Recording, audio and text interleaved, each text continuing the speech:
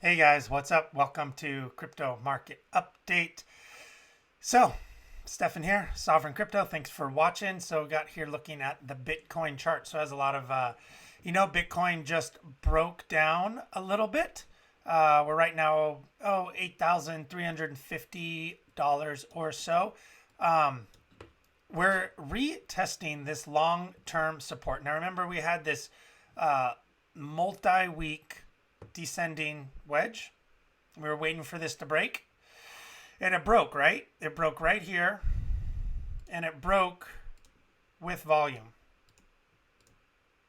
See, that's what we were looking for. We wanted to see that break of this trend line, not just a wick, but an actual close above the trend line. And we saw that with a volume spike. You know, it wasn't a huge volume spike, but it definitely was more than anything else.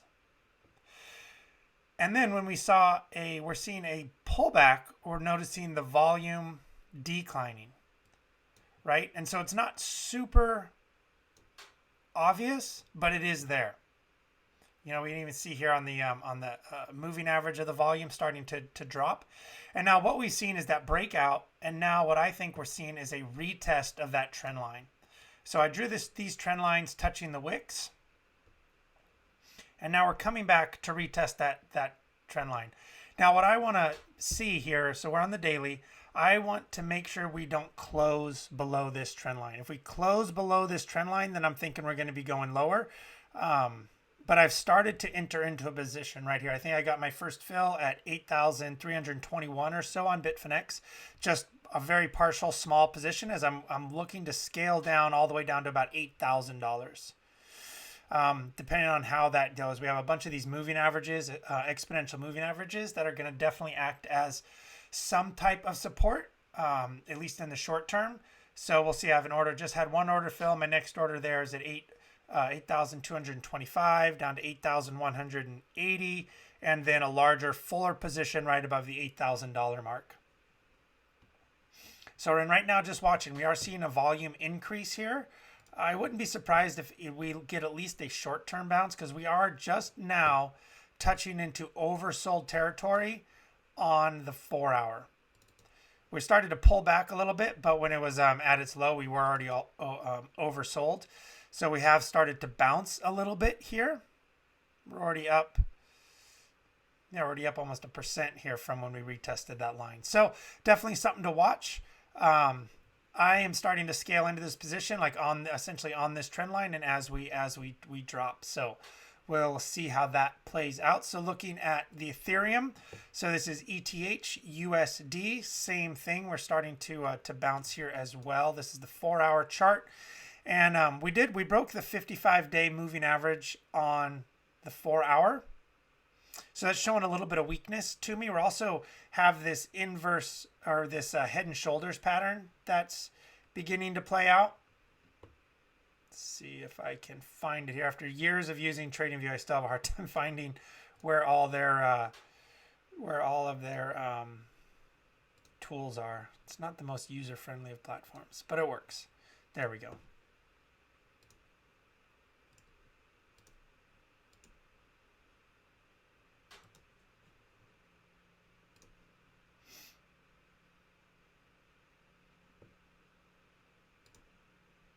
So here's the left shoulder with our head, and then right shoulder here. So looking to see if we break that, not the prettiest, but seeing if we break that, it's definitely a reversal pattern based on where we go there, depending. It's playing out on a couple different time frames right now. It's playing out on Ethereum. It's playing out on Ripple. It's playing out on a lot of these larger cap names. So let's look at the ETH BTC chart. ETH BTC is showing more strength. We're not really seeing that head and a shoulder pattern. I mean, maybe we are seeing that a little bit, but it's almost looking like more of a ascending triangle if we cut out this move up here.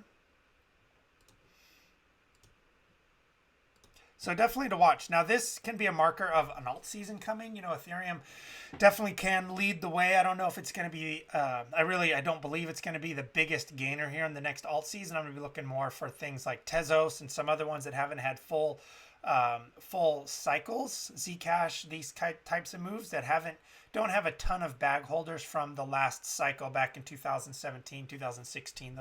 Those times. But I do think it's a good marker as we see this move up on the BTC chart. We are seeing the dominance start to creep back up a little bit here. So dominance now is up to 65.8%. You know, what we want to see is that Bitcoin dominance to drop. You know, it has been dropping, but it was at a low. It was a little bit lower a couple days ago, and now it started to move back up. Also seeing the market cap. You know, it's kind of steady, but also has been pulling back just a little bit. It was at around 240 billion, now at 230 billion. Not a big drop, but it is dropping a little bit. So Ripple is doing the same thing as Ethereum. Still have this head and shoulders pattern starting to form.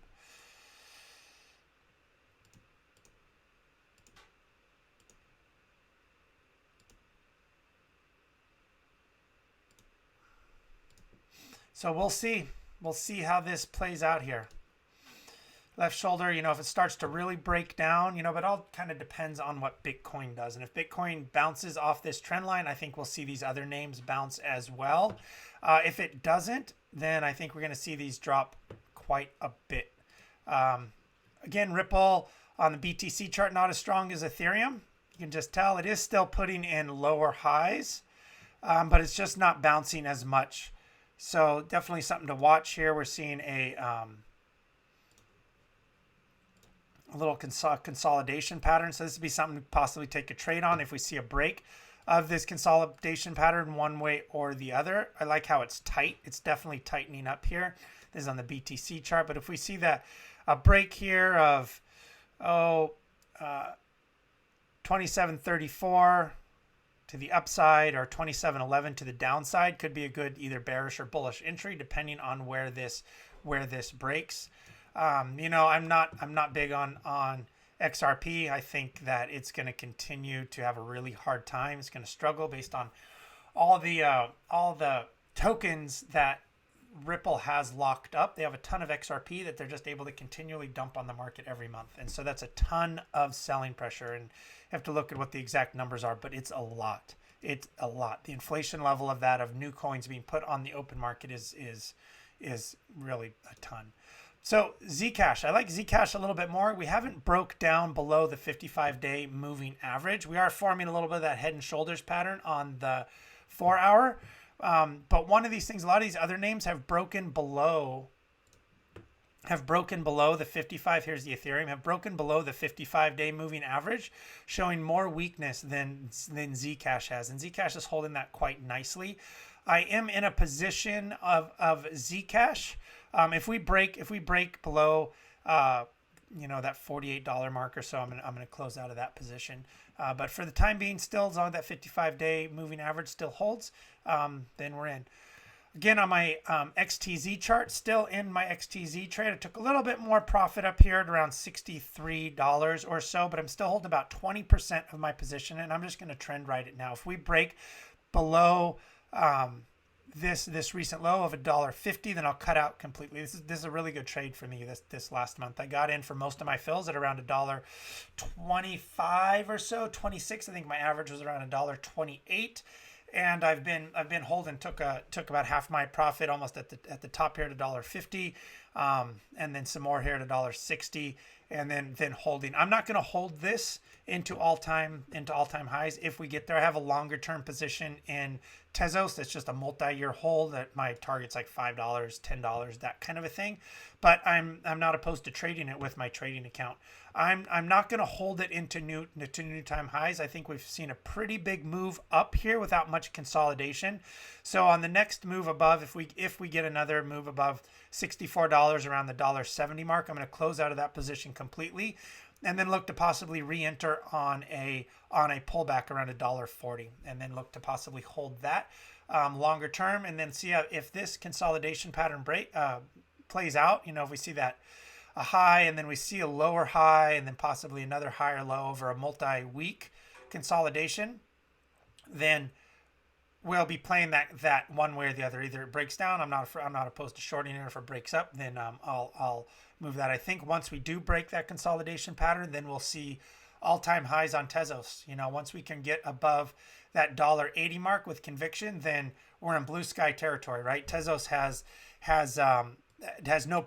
no history in that, so it's all price discovery mode and use some fib extensions when that happens. I think that will be a indicator of a alt season more so than Ethereum, more so than some of these other names. And the main reason being is XTZ hasn't had a market cycle yet. It just hasn't. So there's not a ton of bag holders to create that selling pressure on the market. And what I mean by that, by bag holders, is people that bought those highs that are just waiting for the price to get anywhere close to where they bought into to just get out of their position. Ethereum has a ton of those. Ripple has a ton of those. You know, a bunch of these coins that were around that last RX cycle have it. Tezos does not. So I think it's going to, when it does move, it's going to move really fast and really hard to the upside. You know, we are in this really long-term, multi-month type of ascending triangle. So if we do break down down to that $1 mark, I think that'd be great. If we see a breakdown to about $1, I'd be happy to just load up on more Tezos at that price, put it staking, add more to that staking rewards, and just have it hold long-term. I like Tezos a lot. So guys, I think that's what I'm going to wrap it up with today. What coins do you want me to go over? I'm happy to go over any coins. Just leave a comment. Let me know what you guys think. And any comments, criticisms, anything like that, please like, subscribe. All that stuff is greatly appreciated. And you'll see how this plays out. We are just getting to that oversold on the 4-hour and retesting that trend line. I think there's an opportunity for some scalping and a swing trade coming up here with Bitcoin, to say the very least. So, all right, guys, I will see you in the next